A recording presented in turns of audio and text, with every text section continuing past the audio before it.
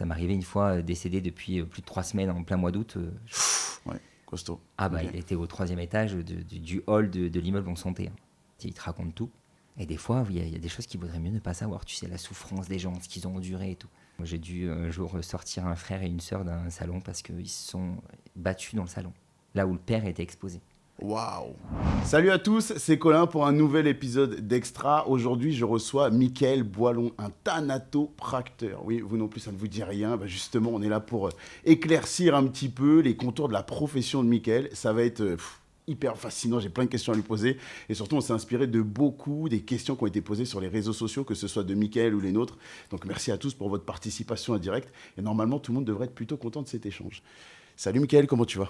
Ça va super, et toi ? Ça va, au top. J'ai hâte, j'avoue. On a travaillé avec toute l'équipe sur la préparation de ton interview. Et puis en plus, on a eu le loisir d'échanger un petit peu avant. Carrément. Donc j'ai hâte de rentrer dans le vif du sujet. Bah, Mais comme pour beaucoup de monde, ton métier est méconnu par son nom. Autant on sait, on est plutôt familiarisé avec ce que tu fais, le rôle que tu peux jouer, mais beaucoup ignorent le nom. Donc dis-moi, qu'est-ce que c'est être thanatopracteur ? Alors, être thanatopracteur, donc c'est la personne qui fait les soins de conservation sur les défunts pour ralentir la décomposition, en fait, pour ralentir la thanatomorphose. D'accord. La ralentir et pas la stopper. Oui, là, On c'est ne peut important. pas la stopper. C'est important On de n'en le fait dire. pas des momies, c'est juste temporaire, c'est ralenti le temps de la présentation des défunts à la famille. D'accord.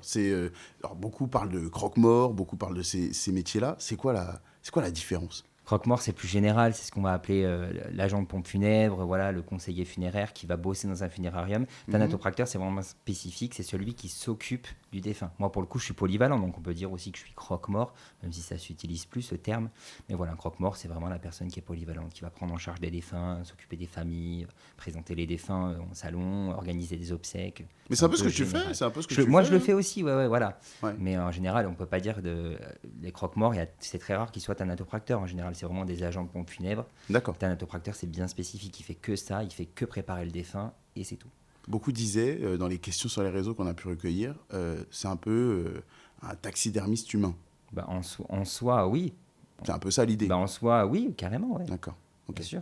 Il y a un événement, toi, particulier qui te marque, qui te pousse à embrasser cette voie-là ou pas ? Non, moi, je voulais absolument travailler avec des défunts. Ça m'est venu à l'adolescence. Voilà. Oui, très tôt. Ouais, je voulais être médecin légiste de base.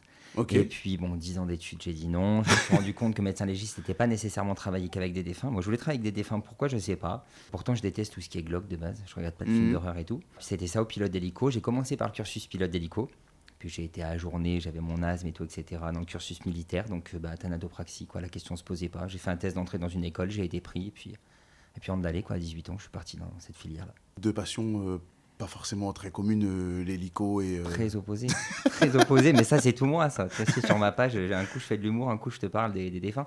Non mais ouais, deux opposés, et puis voilà, mais j'ai pas de regrets. Au contraire, j'ai pas de regrets, mon métier me passionne, donc c'est pas redondant, c'est jamais pareil, tous les défunts sont différents, toutes les familles sont différentes, donc aucun regret, voilà. Tu as raison de souligner que tu es un peu le monsieur des opposés, parce que quand on va parler de ce dont on va parler aujourd'hui, c'est aussi pour ça qu'on a voulu te faire venir chez nous dans cette émission, parce que tu dénotes de tous les clichés qu'on peut avoir autour de ce métier-là. T'es encore habillé en couleur. Si on va sur tes réseaux, qu'on va mettre en description de cette vidéo, bah, on voit quelqu'un de très chantant, de très positif, de joyeux. Est-ce que tu as besoin de ça pour tenir dans un métier comme celui-ci ?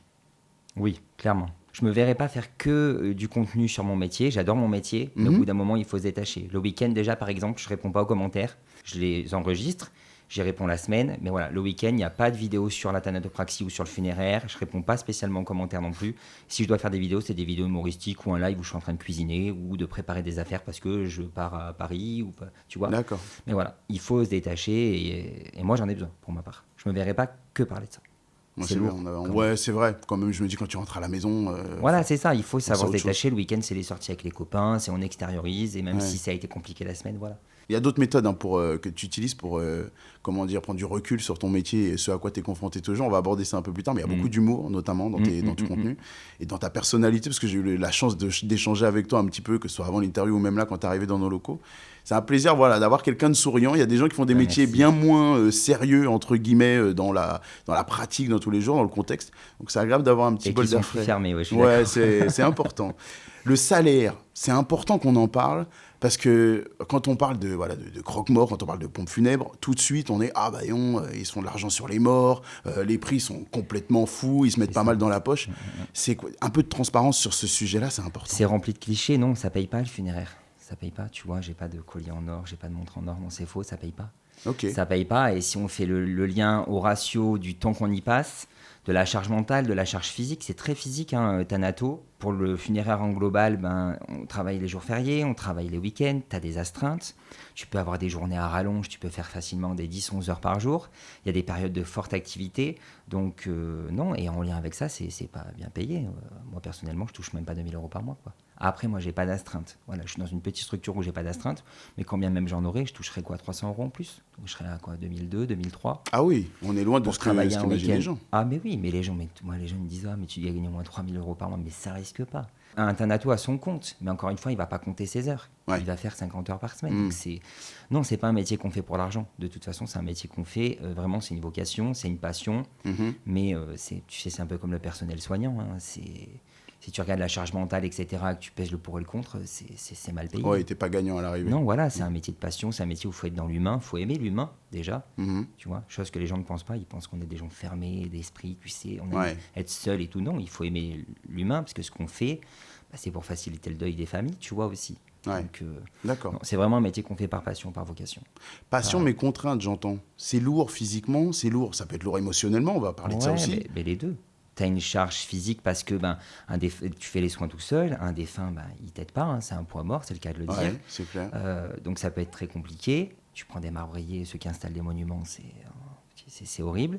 Et la charge mentale, parce que tu es en contact avec des familles, tu vois des choses peu conventionnelles. Tu sais, tu t'occupes d'une nénette de 20 ans qui a été tuée par son mec. Tu te dis, mais qu'est-ce que je fous là, en fait? Tu te poses ces questions-là, des fois, par rapport au scénario que tu peux rencontrer. Qu'est-ce que je fous là?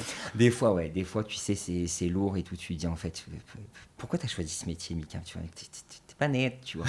Puis après, tu te reposes sur plein de choses, sur les retours des familles, sur voilà, sur tout ça, en fait. Et tu te dis, en fait, j'ai un métier gratifiant. Tu vois, tous les jours, je rentre chez moi, je sais qu'en fait, je dis pas qu'il y a des métiers qui servent à rien, mais si tu veux, je me dis vraiment, tu sers à quelque chose. Oui, tu as vraiment aidé des gens. Ouais. Tu prends sur toi, mais c'est bénéfique pour les gens. Tu vois. D'accord. Donc c'est ça qui te console. Tu m'as dit, il y a des périodes de forte activité. Dans ton secteur d'activité, si je traduis, il y a des périodes où il y a beaucoup plus de décès, de morts.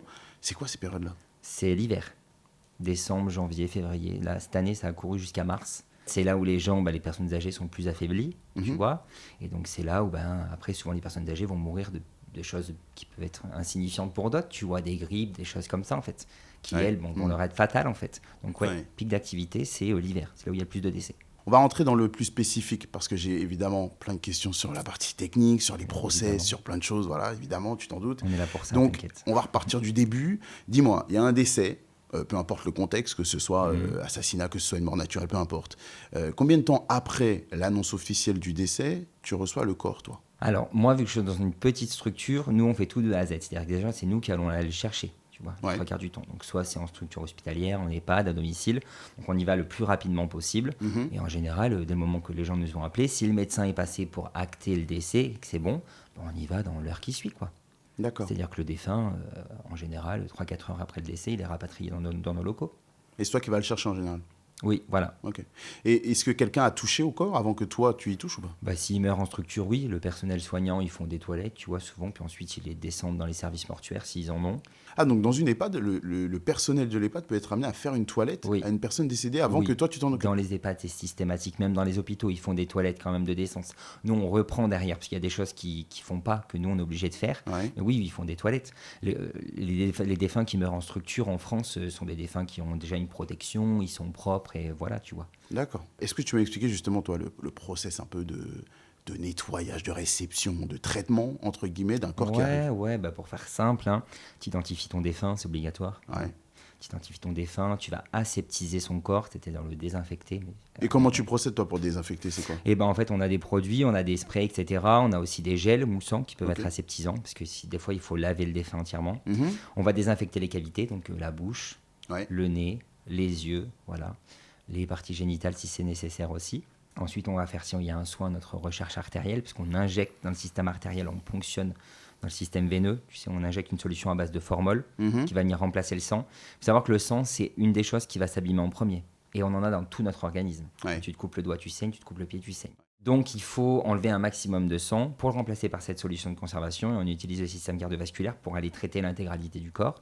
Ensuite, on va ponctionner d'autres liquides, notamment le bol alimentaire si on peut, la vessie, s'il y a du liquide pleural, s'il y a de l'acide. Tu sais, c'est ce qu'on peut trouver par exemple dans le péritoine, etc. Donc, un maximum de liquide et seulement les liquides. On n'enlève pas d'organes, il n'y a pas de. Tu vois, tout reste avec le défunt. Mais on enlève un maximum de liquide qu'on remplace par des liquides de conservation. Bon, ensuite, on va suturer les incisions qu'on a pu faire. On va faire le méchage. Donc on mèche du coup la gorge, le nez, pour éviter que les fluides remontent s'il en reste. Hein. On met des couvre-œils, on fait une ligature de bouche. Okay. Donc on va immobiliser la mandibule et on ne coupe pas les lèvres comme dans Saw. Il y en a, ils pensent des fois, tu couds les lèvres. Non mais je ne suis pas couturier, les gars, je ne suis pas Christian Lacroix. On arrête de suite, tu vois. Non, on ne coud rien du tout, c'est une ligature. Et puis après, on va arriver sur, donc on vérifie s'il n'y a pas de pacemaker, tu vois, s'il y a des stomies, donc on enlève tout ça. Et puis après, on arrive sur la préparation esthétique, donc habillage, etc. Quoi. Cosmétique, donc c'est pour corriger un peu le teint, etc. Maquillage, si les gens veulent. Tu vois. Maquillage, c'est vraiment le truc coquet où on va du rouge à lèvres, etc. La cosmétique, c'est quelque chose de naturel pour corriger un peu un teint, etc. Et tout ça, ça nous prend à peu près 1 heure en moyenne. Si donc de doucher comme ça complètement la personne. Ouais, le soin complet. Et tout ça, ça te prend 1 heure. 1 heure à peu près, ouais. Tu chômes pas. Pour faire l'intégralité. Ouais, non, voilà, 1 heure si tu chômes pas. Après, s'il y a des cas complexes, bien sûr, si la personne fait de l'œdème ou a des pathologies, des fois ça peut être beaucoup plus compliqué. Des fois, il faut injecter sur plusieurs, ce qu'on appelle des voies d'abord. Par exemple, s'il y a des artères qui sont bouchées ou quoi, il faut injecter membre par membre. Donc, tu vas extérioriser tes fémorales ou tes carotides ou tes brachiales, tu vois. Ça, c'est toi qui repères un peu ton truc. D'où le fait qu'on fait de l'anatomie dans notre cursus. Et là, forcément, c'est beaucoup plus long après. Il y a eu des légendes sur casser la mâchoire parce qu'on est mort, par exemple, la bouche ouverte, la rigidité cadavérique qui peut vous jouer des tours, etc. C'est un mythe, ça ? Il n'y a aucun intérêt à faire ça. La rigidité cadavérique, c'est un phénomène musculaire. C'est-à-dire qu'en gros, c'est la lactine et la myosine dans tes muscles qui vont créer un espèce de pont. Le muscle va se durcir, ça intervient très très rapidement et c'est quasiment systématique sur tous les défunts, mais ça disparaît. Passé 48 heures, sincèrement, même passé 36 déjà, ça commence à s'atténuer, ça disparaît, la rigidité cadavérique. Donc du coup, il n'y a aucun intérêt. Et en fait, pour la faire disparaître, tu refais juste les plicatures naturelles. Tu refais par exemple travailler le coude, le muscle va retravailler et dès le moment que le pont d'actine et de myosine est rompu, en fait, elle ne réintervient jamais la rigidité. Donc en fait, non, on refait juste travailler les articulations, il n'y a rien besoin de casser, ça c'est le plus gros des mythes qu'on ait connu. On va dire qu'on casse la rigidité cadavérique, mais vu que les gens ne savent pas que c'est un phénomène musculaire, ils pensent qu'on casse les os. Il n'y a rien à voir avec les os en fait. C'est le plus gros cliché ça qu'il y a sur ton métier ? Ouais, ah oui, un des plus gros. C'est vrai ? Ouais, qu'on casse des membres pour faire rentrer une personne dans le cercueil, mais comme je dis aux gens, au bout d'un moment t'es stupide. Quand tu te casses une jambe, est-ce que ta jambe est plus courte ? Non. Donc non. Quel intérêt de casser les jambes d'un défunt pour le rentrer dans un cercueil ? Il n'y a pas. T'as jamais été exposé à ce genre de choses ? Parce que toi, tu es quelqu'un d'intègre, donc forcément, ça te traverse par l'esprit, mais tu n'as jamais même entendu parler de cas comme ça dans... Non. Après, j'ai eu écho, en début de carrière, de certaines personnes qui pouvaient être quelque peu irrespectueux avec les défunts. C'est arrivé, il y a des couacs partout. Mais moi, j'ai jamais vu de mes propres yeux quelqu'un qui a été irrespectueux avec les défunts, quoi. Tu m'as parlé des liquides. Les liquides à gérer, c'est compliqué sur un corps, sur un cadavre, parce que évidemment, on se vide. Je passe les détails. Tu m'as expliqué comment tu arrivais à contrôler, entre guillemets, ça. Mais les odeurs, est-ce que c'est supportable ? Est-ce que on s'y habitue un jour ? Comment tu gères, toi ? Je pense pas qu'on s'y habitue. Moi, j'ai un collègue, ça fait plus de 20 ans qu'il fait ça, et il a toujours la même accoutumance aux odeurs. Moi, ça ne me dérange pas. Après, on a des masques à cartouches. On est obligé de travailler avec des masques à cartouches parce que les produits qu'on utilise sont classés CMR, cancérigènes, mutagènes, reprotoxiques. C'est clairement pas naturel ce qu'on utilise. Voilà, il faut se le dire. Donc, on a des masques à cartouches qui protègent des odeurs. Moi, personnellement, quand je vais chercher un défunt, je le mets pas nécessairement parce que j'y crains pas. Mais il y en a qui craignent et qui s'y font pas du tout. Au-delà du masque, il y en a qui mettent du... Tu peux mettre du Vicks, il y en a qui ont des masques avec des petites cartouches dedans, avec des odeurs, parce que ça peut être très très violent. Hein. Tu vas chercher un défunt, ça m'est arrivé une fois, décédé depuis plus de 3 semaines en plein mois d'août. Costaud. Il était au 3e étage du hall de l'immeuble où on sentait. Ton premier cas, le premier cadavre que tu reçois dont tu dois t'occuper, c'était quoi ? Moi, mon tout premier défunt, c'était une personne âgée. Je m'en souviendrai toute ma vie. C'était un monsieur d'origine portugaise. Et en fait, il avait beaucoup maigri. Il était décédé, mais il était âgé, il était décédé dans un EHPAD d'un cancer. Et en fait, ses vêtements, mais tu t'en passais 2 comme lui dedans. Ah ouais, Et c'est en vrai? fait, ouais, le maître de stage, du coup, était parti chercher des documents. Il m'a laissé genre tout seul avec lui. T'es là, t'as 18 ans, tu tiens ce costume, tu le regardes. Moi, je lui parlais, tu sais, je me dis, oh, ça va pas vous aller, ça. Tu C'est pas parles possible. avec les C'est membres? pas possible. Bah, C'est au début, je incroyable. le faisais vachement. Ouais. Franchement, tout début de ma carrière, oui. Maintenant, beaucoup moins. Même si des fois, on me donne des trucs, des vêtements. Ah non, tu sais, j'ironise, quoi. Ouais. Ah, je dis, moi, venez pas me piquer les pieds dans la nuit. Et franchement, c'est pas moi qui ai choisi. Moi, je mets ce qu'on me donne. Mais alors, une faute de goût, là. Non, non, mais voilà, juste de ce côté-là. Ou Ouais. alors, des fois, il y a des défunts qui sont plus difficiles que d'autres. Comme je t'ai dit, des fois, il faut faire plusieurs injections parce que les artères sont bouchées et tout. Donc, des fois, tu ironises. Tu dis, bah, alors, mamie, on complique la vie, là. Mais rien de plus. Non, moi, je leur Ouais. raconte pas ma vie, sinon. Toujours dans l'idée d'extérioriser, Ouais, prendre voilà, du recul. d'extérioriser. Ouais. Et puis voilà, si tu veux. D'accord. Voilà, au même titre que beaucoup de personnes se parlent eux-mêmes, bah, moi, pour le coup, j'ai un défunt avec moi, quoi, tu Oui, vois. ouais, voilà, Voilà. on t'a utilisé, faire participer. Tu m'as parlé de. Je disais, on a été beaucoup sur tes réseaux pour trouver des idées de questions. Les vers, ça revient beaucoup, que ce soit dans tes lives, que ce soit dans les posts que tu peux faire. Les asticots. Ouais, c'est un mythe, ça, ou pas? Ça, c'est un mythe aussi. C'est le défunt, on ne crée pas d'asticots. Enfin, le corps humain a plein de capacités, mais pas celle-là. On ne crée pas d'asticots. En fait, les gens, ils font une fixette là-dessus. Moi, je vais être brûlé parce que je ne veux pas être bouffé par les vers. Mais en fait, il y a peu de défunts qui sont bouffés par des vers. Parce que maintenant, on meurt en structure, comme je t'ai dit, et directement, le personnel soignant va s'occuper du défunt. Ensuite, ils sont descendus dans des services mortuaires qui sont adaptés, où il n'y a pas de fenêtre, où ils savent très bien qu'il faut éviter les mouches. Si le défunt n'est pas en contact avec une mouche qui va pondre des œufs qui vont devenir des larves, donc des asticots, il n'y a Ouais. pas D'accord. naturellement d'asticots. C'est le microbiote qu'on a en nous qui va nous manger. Toutes les bactéries qui nous sont bénéfiques tout au long de notre vie, lorsqu'on meurt, elles vont continuer de se multiplier, elles vont se retourner contre nous et elles vont nous désagréger. La nature est bien faite. Donc, quand on descend en cercueil, il n'y a rien du tout qui peut nous Si bouffer, t'as pas à été part con- nos propres cellules, quoi. À part si tu as des terres propices à certaines bestioles, mais c'est quand même rare. Tu sais, il n'y a pas grand-chose qui vit sous la Ouais. terre, quoi. Voilà, surtout que les défunts sont à une certaine profondeur. Mais non, si le défunt n'a pas été en contact avec des mouches, il n'y aura rien de tout ça. Juste la nature est bien faite et les petites bactéries qui nous ont servi toute notre vie, bah voilà, elles vont nous manger et puis on va retourner poussière et puis... Pour l'odeur, tu m'as parlé du fait d'avoir découvert un corps 3 semaines après, etc. Là, tu es confronté potentiellement à ce que des bestioles aient pu interférer. Ah non, mais là, tu peux plus rien faire. Un défunt, au bout de 3 semaines au mois d'août, tu fais rien.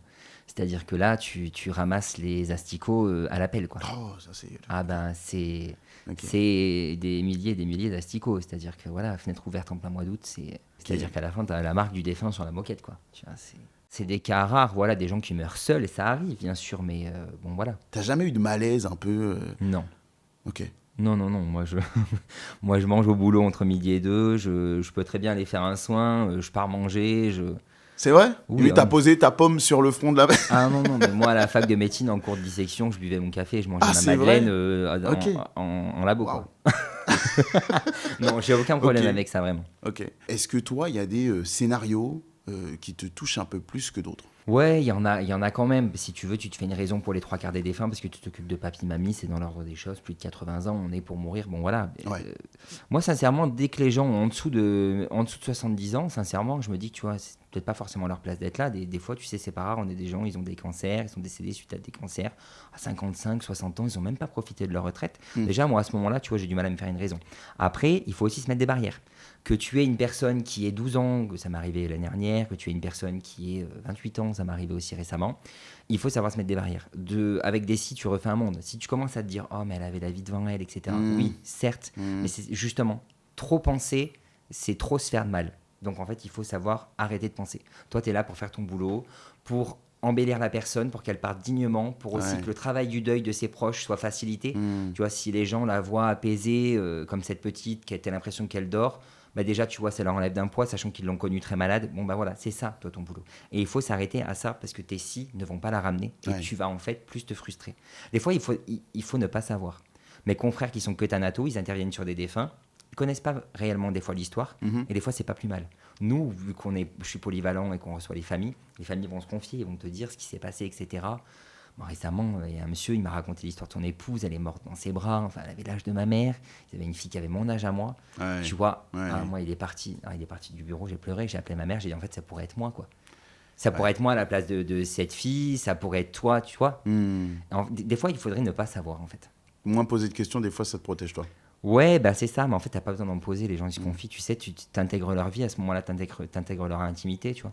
Ouais. C'est vraiment conseillé, c'est C'est pas juste organiser des obsèques, c'est que tu prends le temps et il y a un échange. C'est des gens, ils t'oublient pas en fait, hein, tu sais. Et donc voilà, en fait, ils te racontent tout. Et des fois, il y a des choses qu'il vaudrait mieux ne pas savoir. Tu sais, la souffrance des gens, ce qu'ils ont enduré et tout. Ouais.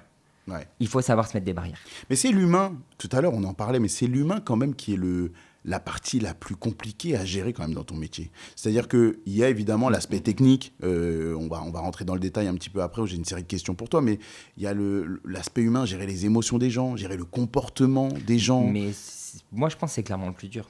Tu sais, une fois que tu as un défunt, alors c'est mon point de vue à moi, mais une fois que tu as un défunt, bah, tu te dis, il est décédé, tu vois. Même s'il a souffert, qu'il a vécu l'horreur, tu te dis, bon, ça y est, il est libéré d'un poids, tu vois. C'est toujours pour les vivants que c'est le plus compliqué. Tu sais, la mort, c'est compliqué pour qui? C'est compliqué Oui, pour ceux qui restent, les vivants, pour ceux mais qui sont encore là, oui, évidemment. D'où l'intérêt de notre travail. Notre travail, bien sûr qu'on travaille sur des défunts, mais le travail d'un thanatopracteur est apprécié par des vivants. Ouais. Donc indirectement, on travaille bien pour les vivants, pour le travail du deuil des vivants, pour qu'ils soient déjà apaisés un peu et qu'ils aient un deuil moins difficile. Tout le monde mérite de partir dignement, pomponné, etc. Tu sais, voilà. Moi-même, un défunt qui n'est pas présentable, je fais, si je peux, je fais, tu vois. Ouais. Mais c'est vraiment apprécié par les vivants, par les humains, Alors, il y a les thanatopracteurs qui ne font que ça. Il y a aussi ceux qui, comme toi, sont polyvalents, accompagnent les familles aussi dans les cérémonies, dans les veillées potentiellement, dans les crémations, etc. C'est difficile à gérer les personnes avec les conflits familiaux, avec les tensions qu'il peut y avoir. Quel genre de cas tu as eu, toi, dans ces circonstances-là? J'en ai eu. Ouais, c'est très conflictuel, les familles. On se dit que des fois, il n'y a que notre famille où c'est conflictuel, mais non, c'est très conflictuel. Ouais. Alors déjà, il n'y a là pas du gain. Déjà, tu as des gens, ils ne sont même pas enterrés, tu as des gens qui te demandent comment ça se passe pour les successions, C'est qui terrible, voudraient ça. les actes de décès à l'instant T pour se pointer chez le notaire. Mais ça arrive, ouais. Ça On vient, arrive. même la personne n'est pas encore, enfin, on n'a pas encore passé la cérémonie, que Ouais. les gens sont déjà en train de te Moi, parler au tout début d'argent. de ma carrière, j'ai un monsieur qui, son père était à peine rentré dans nos locaux, donc c'est-à-dire qu'il n'était même pas préparé, etc., qui me disait, ah, vous savez comment ça se passe, les successions? Non, moi, je suis pas notaire. On va déjà inhumer ton père, mec, en fait. Je lui ai pas dit comme ça, tu vois. Ouais. On va déjà inhumer le papa et on verra après, quoi. Enfin, j'ai dû un jour sortir un frère et une sœur d'un salon parce qu'ils se sont battus dans le salon, là où le père était exposé. Donc, tu es d'accord, le moment de recueillement. Avec la mère qui voulait les séparer, tout. Waouh! C'est... Et les gens n'arrivent pas à se retenir, même dans de telles circonstances, quoi. Non, alors ça, c'est le cas extrême, mais non. Mais... Oui, sans se taper dessus, tu as quand même des gens qui se disputent. C'est rare, mais moi, j'ai déjà des confrères à qui c'est arrivé, des embrouilles dans les cimetières et tout, etc. Des embrouilles au funérarium. Ah oui, D'accord. oui. Ok. C'est... Oui, donc comme je te disais, c'est les gens, c'est les émotions, que ce soit dans la tristesse ou même dans la colère, c'est les émotions à gérer des gens qui sont... Ouais. Quand c'est conflictuel entre une famille, des fois, il faut recevoir une partie de la famille à tel moment, une autre partie à tel moment. Il y a des fois, ça finit dans les tribunaux. Il y en a qui se parlent pas et qui sont pas d'accord sur le mode d'inhumation. Je t'imagine la chose, tu perds ta mère, tu as une sœur qui, elle veut qu'elle soit crématisée, toi tu veux qu'il soit inhumé, tu donnes tes arguments, etc. Et en fait, toi en tant que pompe funèbre, il faut que tu aies une réponse assez rapidement. Et ils se décident pas, ça finit, alors c'est rare et ça finit au tribunal, quoi.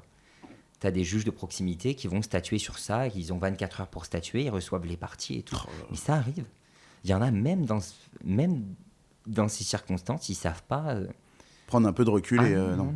C'est rare, mais ça arrive. Ouais. D'où la nécessité de s'occuper de ça avant. Mais à ce moment-là, il faut en plus que tu gères, toi, tout ça. C'est pour ça, moi, je dis aux gens, il faut en parler. Faire une petite lettre testamentaire, tu fais une lettre devant un témoin, tu dis, ça marche pas pour le pécunier, bien sûr. Hein, si tu veux léguer ta fortune, ça marche pas. Oui, bien sûr. Mais je veux être crématisé, je veux une cérémonie religieuse, je n'en veux pas, je veux un soin, je n'en veux pas, un truc basique. Vous dites à vos enfants, hop, c'est avec le livret de famille, parce que souvent on va demander le livret de famille. Voilà, c'est là, c'est dans un coffre, c'est là où je range les papiers. Et au moment opportun, ils l'auront, et puis voilà. Okay. Et ça évite bien des désagréments.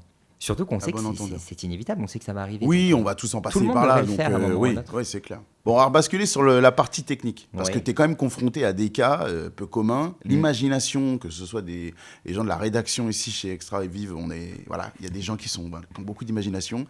Donc, j'ai envie de te soumettre à des cas, tu me dis comment toi tu procèdes. D'accord ? On va commencer légèrement. Une décapitation. Alors, tout dépend. Décapitation. Ouais. Le soin, c'est compliqué parce que le système cardiovasculaire n'est plus clos. Ou alors, tu peux, si c'est net, traiter l'intégralité du corps. Tu clampes après. Tu traites la tête. Si c'est coupé assez net, tu clampes. C'est faisable. Tu peux rattacher la tête aussi. Mais ça restera quand même des cas qui peuvent être complexes, donc qui n'auront peut-être pas forcément des expositions très longues. Mais tu peux exposer une personne décapitée. C'est la même chose pour toute forme d'amputation, entre guillemets. Ouais, c'est pareil pour les membres. Si tu peux les rattacher, tu le fais. Tu traites juste le membre indépendamment. Si tu veux injecter, si tu clampes pas, forcément, si tu es coupé là, par exemple, les fluides vont sortir. Donc, tu vas clamper tes veines, tes artères. Tu traites le bras indépendamment. Tu peux très bien resuturer après. Et, moi, j'ai déjà fait une personne qui s'était faite couper la jambe. Et en Tu plus, une traites fois le membre rhabillé, ça ne se. Ouais, voilà, Y a tu rien traites qui- le membre indépendamment, après tu rends ça étanche. L'important, c'est qu'il faut que ce soit étanche. Tes sutures et tout, il faut qu'elles soient étanches. Voilà, D'accord. c'est tout pour pas qu'il y ait d'écoulement de fluide. Mais une personne décapitée peut être présentée. Toujours dans la légèreté, les yeux crevés. Mais les yeux, de toute façon, tu sais, quoi qu'il arrive, ça déshydrate. Dès que tu meurs, tu déshydrates très très vite. Et ton globe oculaire va perdre en volume. Il va se rétracter comme ça. Et donc, forcément, l'œil va se creuser. Tu sais, comme on voit un peu. Donc, en fait, on met des couvre-œils. Donc, en fait, dans l'idée, un œil crevé, tu vas traiter ça comme une personne qui aurait un prélèvement de la cornée, par exemple. Tu vas mettre du coton pour recréer du volume. Tu mets ton couvre-œil. Et ni vu ni connu, tu vois rien du tout. Oui, de toute façon, la personne a les yeux fermés dans ces Ouais, cas-là. voilà. Donc, D'accord. en fait, un œil crevé, c'est aucune problématique. Les corps brûlés. Les corps brûlés, c'est difficile. Les corps brûlés, c'est difficile parce qu'il y a brûlé et brûlé. Moi, récemment, j'ai une personne qui a été. Elle n'a pas été au contact de la flamme, mais elle a été au contact d'une température extrême. Donc, si tu veux, ça lui avait quand même légèrement brûlé la peau. J'ai pu faire quelque chose, mais la problématique des corps brûlés, c'est l'odeur. Ça te sort d'une pièce. Ah oui, c'est vrai. Ah oui. Ouais, ouais. Et ça, même avec le temps, Ouais, ça reste, l'odeur ça, reste. ouais, ça sent. C'est un corps brûlé, ça sent. Vraiment. D'accord. Donc en fait, c'est plus pour ça que ça peut être difficile. Alors après, un corps carbonisé, tu peux rien faire. Mais il y a brûlé et brûlé, encore une fois. Voilà. Tu peux des fois arriver à faire quelque chose avec du cotérant. Enfin bon, là, c'est des trucs très très techniques. Mais, Du coup, c'est pas forcément corps brûlé ne veut pas dire forcément cercueil voilà, fermé. t'as un corps brûlé et corps calciné, quoi. Ouais. Faut bien dissocier les deux. Ouais. Encore une fois, c'est au cas par cas, quoi. D'accord. Des impacts de balles. Ouais, il y a des degrés et tout dépend. Si c'est le gros fusil, à ce moment-là, ben, ça a fait beaucoup de dégâts. Ou si c'est une balle qui a transpercé d'un point A à un point B et que, bon, ben voilà, tu peux juste obstruer l'orifice d'entrée, l'orifice de sortie. Et voilà. Des fois, l'orifice d'entrée peut être très fin et l'orifice de sortie peut être très large. Mais tu peux. C'est faisable aussi. D'accord. Voilà. Toutes les D'accord. personnes qui se donnent la mort, par exemple, avec, par arme à feu, certaines peuvent être présentables. Ouais. Tout dépend si tu utilises un petit pistolet ou le gros fusil de chasse avec la balle à sanglier, quoi.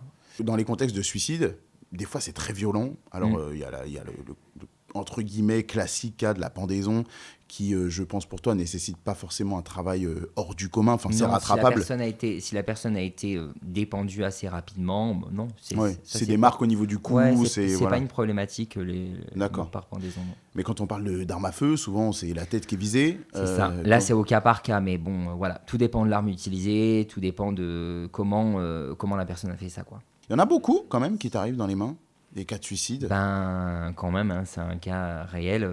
Il y a quand même, ces dernières années, plus de suicides qu'avant, quand même. Hein. Ouais, toi, tu le ressens. T'es Ouais, je très bien pense placé qu'il y pour le a ressentir. un phénomène de société qui, on va pas se mentir, hein, il y a beaucoup de négatifs en ce moment dans la vie, donc Ouais. ben, ouais. Hein. Le suicide, je sens que ça te touche particulièrement. Ouais, parce que c'est, je sais pas. Récemment, j'en ai eu un. Qui m'a marqué quand même, ça a été difficile, on avait sensiblement le même âge et tout, et puis il a fallu gérer la famille aussi derrière, donc très compliqué, c'était assez violent, que ce soit l'aspect du défunt, ou ça a été très lourd, et ouais, j'ai du mal à comprendre, enfin, j'ai essayé de me mettre à leur place, tu vois, moi j'ai été le chercher dans une belle forêt, il a fait ça un jour où il faisait beau, vraiment dans une belle forêt, je me revois que mon camion descendre, je me dis, mais en fait il a fait cette route-là, il est descendu dans cette forêt en se disant, en fait, je vais mettre fin à mes jours. Tu vois. Je me suis dit, mais dans quel état d'âme il pouvait être, tu vois. C'est ça, toi, c'est plus la motivation, ce qui peut pousser c'est quelqu'un ça, à de aller me dire jusqu'au comment bout. on peut en arriver là. Et tu vois, ils doivent être tellement mal, ces gens, que j'ai du mal, quoi. Ouais. Ouais. Un crâne ouvert. Crâne ouvert, encore une fois, tout dépend comment c'est fait, parce que tu sais, regarde les corps qui sont autopsiés. Souvent, ils analysent aussi le cerveau, hein, et pourtant, on présente les défunts. Donc, tout dépend comment c'est fait. Encore une fois, tu as crâne ouvert et crâne ouvert. La thanatoplastie, c'est la technique donc, qui va permettre la restauration des défunts. Tu vois. Tu peux faire des miracles. Vraiment. Moi, j'ai vu certains confrères faire des choses dingues. Mais encore une fois, c'est au cas par cas. Tout dépend si le trou est là ou si le trou est derrière, ou tu peux plus facilement le cacher. Ouais. Il y a le cas de la femme enceinte. Ça, c'est pareil, c'est une question qui revient beaucoup. Alors là, on va... Comment on fait pour s'occuper d'un décès d'une femme Là, enceinte, on rentre en dans fonction le débat, du degré, évidemment, de ça. de grossesse, hein, parce que bon, On rentre dans le débat. C'est chaque thanato voit midi à sa porte. C'est soit tu fais comme s'il n'y avait pas de bébé, ok. tu passes à travers. Voilà, donc ça c'est pour. Ça peu importe le degré de grossesse. Ah non. Ah oui, parce que Passer quand même. un certain temps, tu peux pas. Ah non. D'accord. Donc tu peux pas. Vraiment, si c'est les débuts, etc. Tu peux passer à travers, voilà. Ouais. Après, passer un temps, tu peux essayer d'éviter le fœtus. Il y a aussi la technique de la césarienne post-mortem. Okay. Tu sors le bébé, tu le traites indépendamment de sa maman, tu replaces le bébé. Tu replaces le bébé dans Ouais. le... Okay. Ou alors tu traites la maman normalement en essayant d'éviter le bébé, ce qui fonctionne aussi. Encore une fois, c'est au cas par cas, ça dépend du degré, ça dépend de ce qui est fait derrière. Enfin, moi, je pars quand même du principe que je pense que j'aurai une femme enceinte. Si c'est une inhumation et qu'on peut faire l'inhumation dans les 3-4 jours après, sincèrement, je pense que je ferai plutôt une bonne toilette ou un soin basique sans toucher au bébé. Et à la limite, j'utiliserai la table réfrigérée pour être sûr en plus, tu vois, qu'on ait ce point-là. Clairement, je ne me vois pas du tout faire une césarienne post-mortem. Enfin, T'as pas eu encore ce cas-là? Non. Non. D'accord. Et j'espère pas l'avoir un jour. Ouais, je comprends que ce soit très particulier. Vois, on parlait des émotions même. Ouais, non, ça doit être... je sais pas comment tu peux... Ouais. Est-ce que c'est important de traiter, est-ce qu'il y a un traitement particulier pour les parties génitales? Il y a un méchage, certains thanatos font le méchage d'office, donc Ouais. au même titre que... Enfin, les gens, ils sont choqués des fois par ça. L'autre jour, j'ai fait une vidéo là-dessus. Moi, j'expliquais que je mettais tout le temps des protections aux défunts. Donc des couches, hein. Voilà, quand ils meurent en structure, ils ont des couches, parce qu'il peut y avoir des écoulements. Hein. Donc le mieux, c'est de mettre une protection. Il y en a qui font un méchage, c'est-à-dire ils vont, pour une femme, ils vont mettre du coton dans le vagin, voilà, du coton dans le derrière, pour les hommes et pour les femmes. Et pour éviter les écoulements, moi je préfère mettre une protection. Alors il y en a qui crient au scandale, ouais, mais une couche, la dignité, enfin, au bout d'un moment, qu'est-ce qu'il y a de problématique là-dedans? Une femme de son vivant, qu'est-ce qu'elle fait quand elle a ses menstruations? Elle obstrue l'endroit où ça sort avec. Coton, c'est soit une serviette voilà. qui a le principe d'une couche, enfin, ou un tampon, ou soit un tampon qui va. Voilà, et ça choque personne. Non. Alors pourquoi? Parce que sur un défunt, on fait ça, ça choque. Ouais. C'est pour éviter qu'il y ait des écoulements, pour éviter qu'une famille qui est déjà dans la peine, elle rentre dans un salon et qu'elle se dise en fait, ça sent, qu'est-ce qui s'est passé? Bon, il y a eu des écoulements. Mais en fait, pour éviter tout ça, on fait ça, et puis voilà. Et puis ça fait partie du. Enfin, c'est comme ça, il n'y a rien de dramatique là-dedans, je veux dire. Parce que pour tous les écoulements dont tu m'as parlé avant, sanguins, surtout, tu peux suturer, tu peux faire en sorte que ce soit obstrué. Voilà. Par contre, pour tous les écoulements des voies entre guillemets naturelles, c'est compliqué. Voilà, la seule chose, c'est le méchage. On le fait en haut, on le fait en bas, ou alors on peut mettre des protections. Et puis voilà, je veux dire, il n'y a rien de dramatique là-dedans. Hein, D'accord. Est-ce qu'on peut faire ses besoins à un mort, quoi? Par exemple, si, je sais pas, moi, la personne a mangé, il y a toute la phase de digestion qui est faite, est-ce qu'il y a besoin de vider parce que c'est rempli ou une vessie qui est pleine Alors la vessie, si on fait un soin, on la ponctionne. Ok, systématiquement, voilà. ça toi, tu fais. Ça fait partie des organes ponctionnés. Ouais, D'accord. On ponctionne la vessie. Donc s'il y a de l'urine dedans, après, il n'y en a plus. Ouais. S'il y a un soin, s'il n'y en a pas, non. Après, c'est soit le relâchement des sphincters, c'est fait et la personne a fait déjà sur elle. Soit ça peut aussi arriver après, mais non, on peut pas faire les défunts, on peut pas faire les besoins à un défunt. Soit ça se fait naturellement, soit ça se fait pas. Dans les mythes, justement, on parle de vider les corps. Tu sais, il y a plein, quand tu leur parles des soins d'après, de toute façon, t'es vidé, hein, t'as plus d'organes, t'as plus rien. Non, alors, nous, c'est pareil, il y avait débat dans la rédaction, mais on est d'accord, il n'y a pas besoin de vider un corps. Non, tous les organes restent, on va par contre ponctionner certains organes. Si on peut avoir un petit peu le bol alimentaire, on va le faire, tu vois, la vessie, voilà, les poumons, parce que des fois il peut y avoir du liquide pleural, etc., du sang, suivant les pathologies. On va juste les ponctionner avec un tube de ponction. Mais tous les organes restent. Même une personne autopsiée sur qui on aura prélevé ses organes pour les analyser, les organes sont remis au moment du soin. D'accord. On part avec nos organes. Même une personne qui est démembrée dans le cadre d'un accident, le membre suit la personne. Oui, quoi qu'il arrive. Même si, ok, tu le remets dans le cercueil, la personne part entre guillemets entière, quoi. Avec, c'est ça. Okay. La personne part avec. Une personne qui s'est jetée sous un train, on va ramasser les morceaux autant qu'on peut, mais tout sera dans le cercueil. Tout ce qu'on a retrouvé sera dans le cercueil. À la différence, après, par contre, c'est si tu es opéré, ce qu'on appelle les déchets anatomiques, on te prélève un organe, ou enfin, tu vois, là c'est un déchet anatomique, c'est différent. Mais lorsqu'il y a un décès, tout part avec la personne. Alors, on parlait de ponction. Il me dit, c'est au moment des ponctions, voilà, on a eu les liquides. Est-ce que tu fais chanter les morts? Ouais, vrai. C'est fou, ça. Question intéressante. Alors, en fait, c'est quand tu fais la ponction trachéale. Tu vas ponctionner ce qu'il y a dans la trachée parce qu'il peut y avoir des fluides, etc. Tu as un peu de bol alimentaire qui peut remonter, puis la salive, etc. En plus, vu que nous aussi, on aseptise la bouche, il peut y avoir des fluides qui redescendent. Donc, tu vas ponctionner la trachée. Et quand tu ponctionnes la trachée, vu que tu mets un tube qui va aspirer, tu sais, il y a une dépression qui est faite, donc tu vas entendre comme ça, comme quand nous on le fait, tu vois. Sauf que les fameux bruits d'aspiration qu'on peut entendre dans les anatomies. C'est ça. Et en fait, avec les cordes vocales et tout, et suivant comment tu places la tête du défunt, ça peut faire des bruits des fois assez forts. Donc on appelle ça faire chanter le défunt. Et c'est comme ça que tu sais que la ponction est réussie. Ça veut dire que tu es bien dans la trachée. Si tu l'entends pas, ça veut dire que tu n'es pas dans la trachée. Okay. Et pareil, ça c'est nécessaire parce que la bouche, on se rend compte que la bouche peut être très très sale. C'est vrai? Ah oui, oui, oui. La désinfection de la bouche est très importante parce que c'est très pathogène la bouche. Déjà, c'est en contact direct avec l'air, donc les bactéries elles vont proliférer très très Ouais. vite. Et puis, de notre vivant, on a la salive. C'est merveilleux, la salive, franchement, c'est ce qui va permettre de tuer une multitude de mauvaises choses, etc. Mais lorsqu'on meurt, tout ça, ça fonctionne plus. Et les bactéries dans la cavité buccale vont se développer très très vite parce que y en a beaucoup aussi entre les dents, etc., dans les muqueuses de la langue et tout. Et donc la bouche, c'est quelque chose qui va s'abîmer très très vite. Et le défunt, si l'asepsie n'est pas faite correctement, il va devenir tout vert ici. Waouh. Donc c'est Ok. très important de bien nettoyer la bouche et notamment de bien obstruer du coup la gorge parce qu'il y a des sales petites choses qui peuvent remonter et tout. Et ouais, le Ok. tube digestif après c'est de notre vivant. On a encore une fois cette flore commensale qui nous est bénéfique, qui va contrer un peu toutes les mauvaises choses, mais dès qu'on meurt après, bam, ça se développe et ça y va quoi. C'est quoi la partie justement du corps humain qui te nécessite le plus de travail, pour laquelle il faut que tu sois vraiment très méticuleux, parce que ça peut tourner au fiasco, quoi. Ben sincèrement, je dirais l'asepsie des cavités, ça c'est super important. Ouais.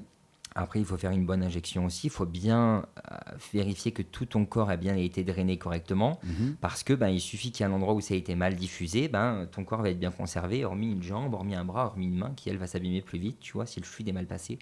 Donc, je dirais sincèrement, il n'y a pas de partie...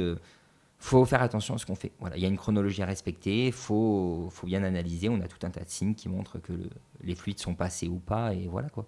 Toi, on t'a déjà appelé. Est-ce que c'est même possible qu'on t'appelle pour, alors pas cacher un meurtre, parce qu'il y a le mort qui est là, mais maquiller un petit peu les raisons du meurtre Non, ou du non, non. décès? J'ai un collègue, des fois, il me dit je vais tuer ma femme. Il rigole, tu sais, elle me casse la tête, je vais la tuer. Je t'appellerai, hein, tu m'aideras à la cacher. Je dis, vas-y, t'inquiète. En tout cas, Non, on non. sait qui a appelé dans ce cas-là. Ouais, T'es voilà. le meilleur, le meilleur coéquipier. Ah ben, on dit toujours de toute façon, n'emmerde jamais un thanato, parce que le comble du thanato, c'est de pouvoir faire disparaître un corps sans laisser de traces. Bon, globalement, on a quand même parlé de choses assez terribles, hein. Comment toi tu fais? Tu m'as dit, tu restes heureux, tu essaies de couper après le boulot, mais il y a surtout ton utilisation des réseaux.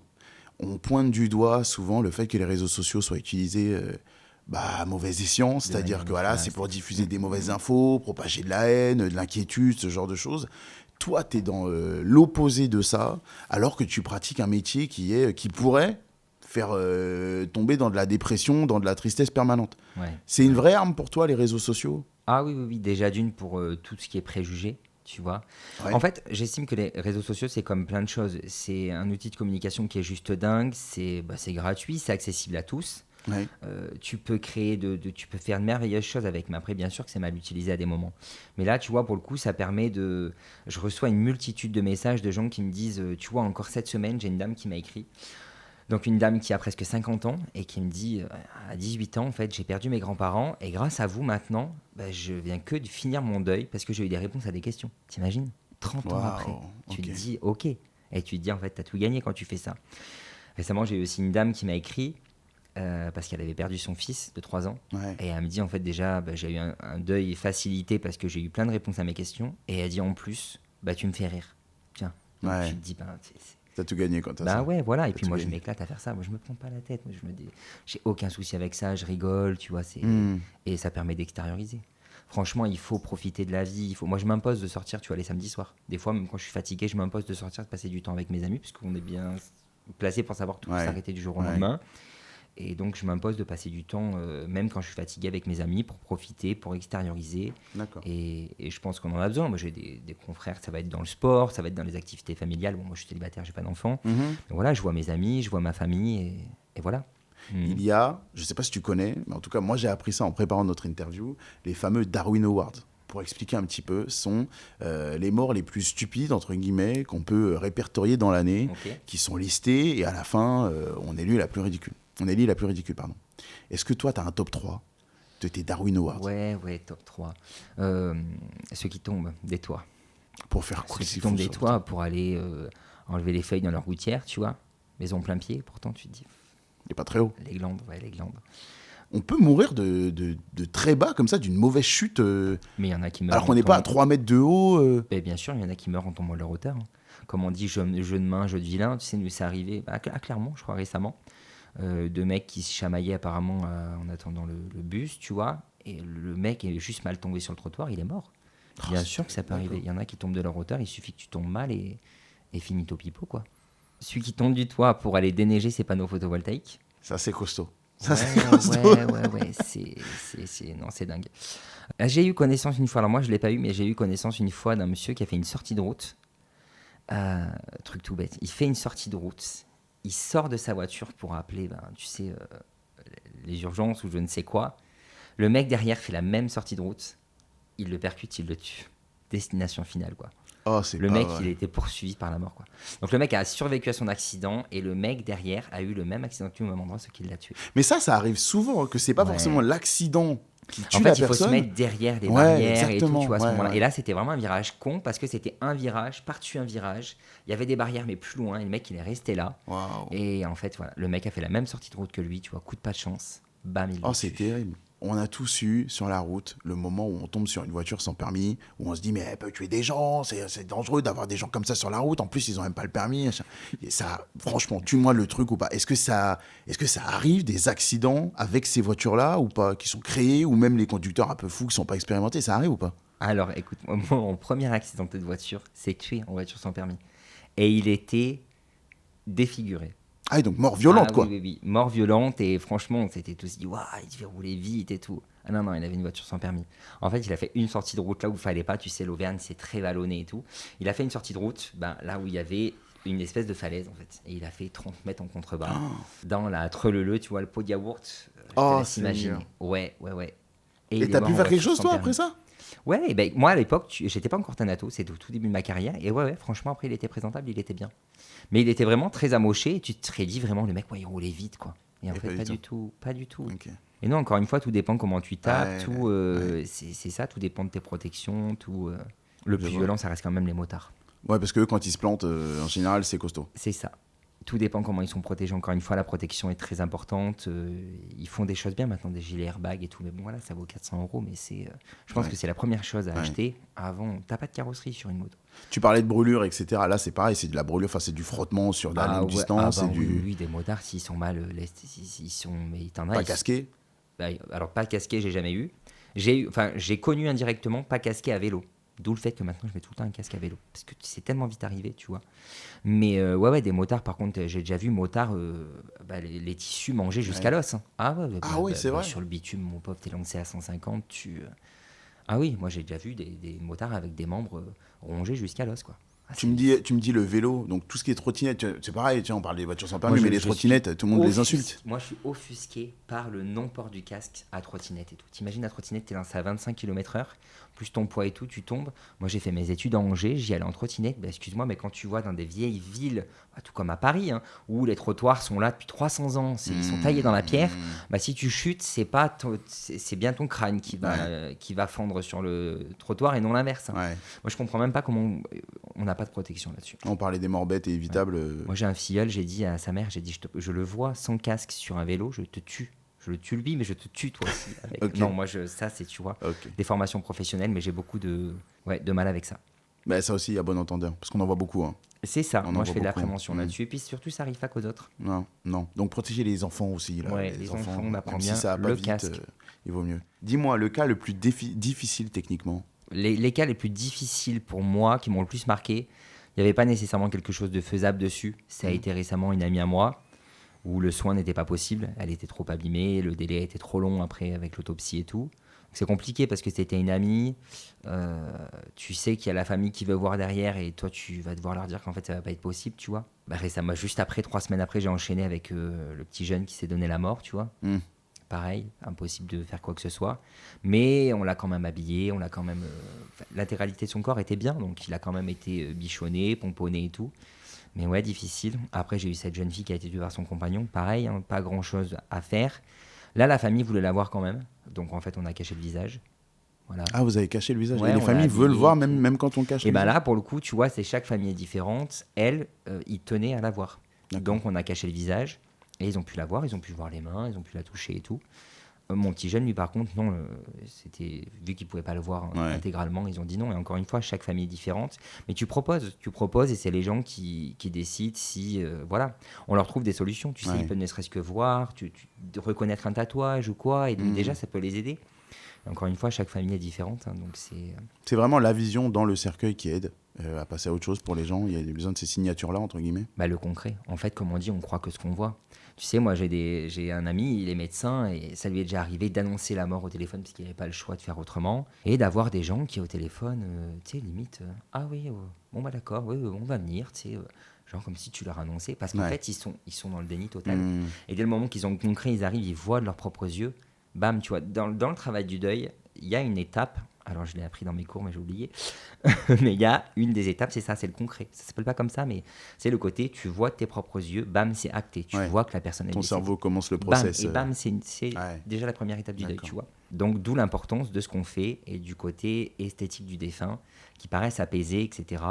Il y en a, des fois, ils nous disent, tu sais, les haters, je vois pas l'intérêt pour être enterré, pour être brûlé. Mais en fait, l'intérêt, c'est bien sûr que on meurt, on sait qu'on va décomposer. Et encore une fois, notre travail n'est que temporaire. Et encore plus quand c'est une crémation, parce que bon, bah voilà, tu te dis... Mais non, c'est vraiment le travail du deuil des gens. C'est pour ça qu'on fait ces soins et toute cette présentation. Ouais, c'est vraiment la transition avant le... Voilà, c'est ça. D'accord. C'est ça l'intérêt. Tu me parles souvent de légèreté, on le voit sur tes réseaux sociaux. Alors dis-moi le cas le plus drôle, si ça t'arrive d'en trouver des cas drôles. Est-ce que vous arrivez déjà à rire de certaines situations pour extérioriser, pour prendre du recul ? Oui, t'arrives toujours à rire, oui. Et si c'est le cas, de quel cas vous rigolez en général ? À la pause midi, retrouver, tiens, j'ai tombé sur ça. Mon boss, une fois, il accompagne un monsieur dans un salon qui a perdu son épouse. Premier truc qu'il dit, c'est « Ah bah, qui c'est qui va me faire ma soupe maintenant ?» Ok, très terre à terre. Tu vois, t'as envie de rire, quoi. Ouais. J'ai pas trop de cas, drôles. Après, ça reste de la mort, donc mais drôle, non, mais j'ai sûrement dû en avoir, parce qu'il y a beaucoup de moments où on se retrouve dans des situations où... Si, récemment, j'ai eu un monsieur, il m'a fait rire, parce qu'on avait fait le contrat obsèque de sa maman. Ouais. Donc sa maman était venue de son vivant, et en fait, on doit lui faire choisir un cercueil et tout, et la petite dame, plus de 90 ans, elle s'en foutait, quoi. Elle me dit, non, ça va. Bah, je lui dis, mais c'est pour vous. Où ça ? Bon, comme vous voulez. Je dis, c'est pas pour moi. Et en fait, on a reçu le fils. Et en fait, dans le même esprit que sa mère, en fait, la maman était vieille, elle demandait qu'à partir. Et donc lui, pareil, quand on lui faisait choisir les musiques, il m'a fait rire parce que j'ai revu sa mère, quoi. Et les musiques, ce que vous voulez, ce qui se fait. Je dis, ils sont pas dans l'importance de ce moment-là. Voilà, c'est ça. Et je lui ai dit, je revois votre maman, quoi, quand elle choisit son cercueil. Il dit, ah oui, mais on est tous comme ça dans la famille. Tu vois, et moment décontracté, en fait. Et en fait, parce que des fois, ça se passe comme ça. Ça se passe, si tu veux, c'est des personnes âgées qui attendaient que ça, qui avaient organisé les choses. Et les gens, comme tu disais un peu aux Antilles, sont plus dans un côté, bah voilà, tu vois, ils vont rendre la chose plus légère que la dramatiser. Ça arrive, hein, ça arrive. Merci, Mickaël. Merci beaucoup pour toutes ces précisions. On a répondu à énormément de questions que les gens pouvaient avoir. Donc surtout, faites comme vous l'avez fait pour cet épisode. N'hésitez pas à nous envoyer vos questions, vos interrogations que vous pouvez avoir sur un métier, sur des scénarios, des contextes. Ça nous permet d'avoir des épisodes aussi riches qu'aujourd'hui. Et si vous voulez retrouver Mickaël, allez sur ses réseaux sociaux qu'on vous met en description parce que voilà, ça vous apportera de la bonne humeur, de la gaieté. Et puis des lives très instructifs qui, comme aujourd'hui, répondent à beaucoup d'interrogations ou de doutes ou clichés qu'on peut avoir sur la profession. On se retrouve très, très vite sur Extra avec d'autres invités très enrichissants aujourd'hui comme Mickaël. Et puis pour répondre à toutes nos questions du quotidien, on mourra moins bête demain. Allez, ciao.